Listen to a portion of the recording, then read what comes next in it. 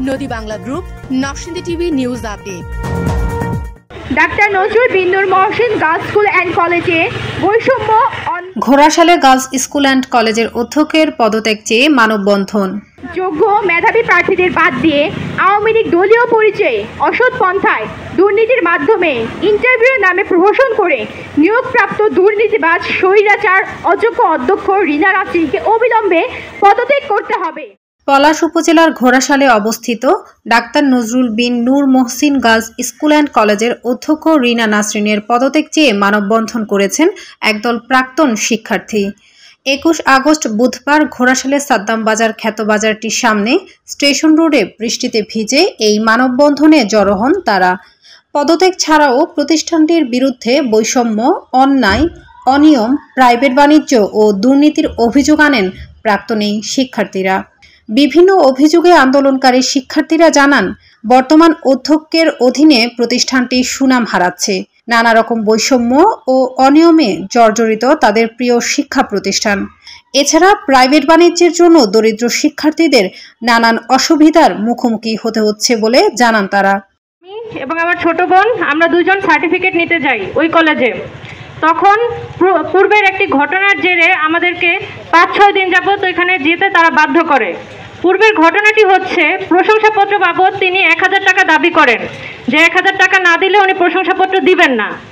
সেটার জন্য আমরা ওনার কাছে রিকোয়েস্ট করার পর উনি রাগান্বিত হয়ে আমাদেরকে বলেন যে 10,000 টাকা দিতে হবে, যদি নিতে চাও তো নিবা, আর না নিতে চাইলে নাই, অথবা যদি তুমি 10,000 টাকা না দিতে চাও তাহলে তোমাকে এই কলেজে পড়তে হবে।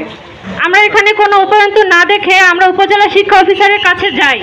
ওনার কাছে মৌখিকভাবে বলার পর উনি তখন রিনা নাসরিনকে ফোন দেন। দেওয়ার পর তিনি আমাদেরকে আবার ফোন ব্যাক করে আমাদেরকে প্রশংসাপত্রটি দিয়ে দেন। আর নয় ভাড়া বাড়ি, এবার ভাড়ার টাকায় নিজের বাড়ি, নগদ অথবা কিস্তিতে বুকিং দিয়ে আপনিও হতে পারেন একটি ফ্ল্যাটের গর্বিত মালিক। নদী বাংলা গ্রুপ, সঠিক নির্মাণে অঙ্গীকারাবদ্ধ। হেড অফিস 50/3 এলাহি মেনশন, পশ্চিম ব্রাহ্মণদী, নরসিংদী।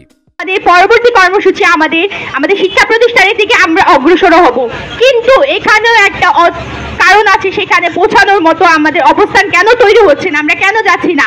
সেখান থেকেও তারা অপপ্রয়োগ করার চেষ্টা করছে, সেখান থেকে তারা ভিতর থেকে তারা শিক্ষার্থীদের আমাদের বিরুদ্ধে প্রয়োগ চালাচ্ছে, তারা শিক্ষার্থীদের আমাদের বিরুদ্ধে হুমকি দামকি দিচ্ছে আমাদের বিরুদ্ধে নামার জন্য। সেখানে আমি হলফ করে বলতে পারি, সেখানে শিক্ষার্থীরা তাদের বিরুদ্ধে আমাদের পক্ষে। তারাও চায় এই অধ্যক্ষ এই শিক্ষা প্রতিষ্ঠানকে একটা নতুন ভাবে তৈরি করার জন্য। আমরা আমাদের দাবিগুলো আমরা যৌক্তিকভাবে কার কাছে জানাতে পারি? প্রথমত আমাদের যে শিক্ষা প্রতিষ্ঠানের ভিতরে যে অভ্যন্তরীণ গভর্নিং বডির যারা থাকে সদস্যরা, তাদের কাছে জানাবো।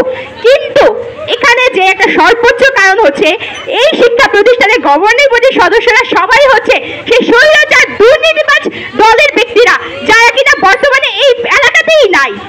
তারা সবাই মোট কথায় সত্য ভাষায় বলতে গেলে তারা পলাতক। কেন একজন কলেজের একটা শিক্ষা প্রতিষ্ঠানের গভর্নিং বডির সদস্যরা কেন পলাতক থাকবে?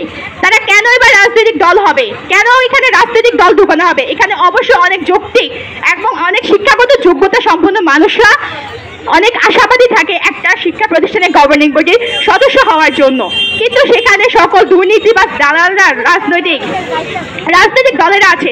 তাহলে আমরা কি করব? আমরা এই পদত্যাগের দাবি আমরা যার কাছে যৌক্তিকভাবে জানাতে পারি, প্রথমত প্রাথমিকভাবে সেটা হচ্ছে গভর্নিং বডির সদস্যরা, কিন্তু তারা এখন নাই। তারাও দুর্নীতিবাজ, তারাও দালাল, তারাও হচ্ছে রাজনীতি। মানববন্ধন শেষে এসব দুর্নীতির বন্ধের সাথে সাথে অধ্যক্ষের পদত্যাগের দাবিতে দিনের অর্ধ দিবস পর্যন্ত কলেজের মাঠে অবস্থান নেন আন্দোলনরত শিক্ষার্থীরা। একজন শিক্ষিকা তার নৈতিক যেই দায়িত্ব, একজন শিক্ষিকার নৈতিক যেই মূল্যবোধ, তিনি তা ভুলে গিয়ে অনৈতিক পন্থায় এই চেয়ারে বসেছেন। একটা সম্মানিত চেয়ারে একজন অযোগ্য অসম্মানিত লোক বসেছেন। পরে শিক্ষার্থী সহ শিক্ষা অফিসারের মধ্যস্থতায় শিক্ষার্থীদের প্রতিনিধি দল উপজেলায় তাদের দাবি নিয়ে আলোচনায় বসেন। বিশেষ কোনো সুরাহা না হওয়ায় শেষ পর্যন্ত আন্দোলনকারী শিক্ষার্থীরা 22 আগস্ট শিক্ষা প্রতিষ্ঠানটি বন্ধ ঘোষণা করে এবং তাদের কর্মসূচি চলমান থাকবে বলে জানায়। অভিভাবকদের তাদের প্রাপ্য সম্মান দিতে হবে, অভিভাবকদের সাথে নম্র ভাষায় কথা বলতে হবে, অভিভাবকদের নিশ্চিত করতে হবে যে না, আপনারা এখানে এসেছেন, আপনাদের কথা আমরা শুনবো, সেগুলো শুনতে হবে। অভিভাবকদের আর অসম্মানিত করা চলবে না।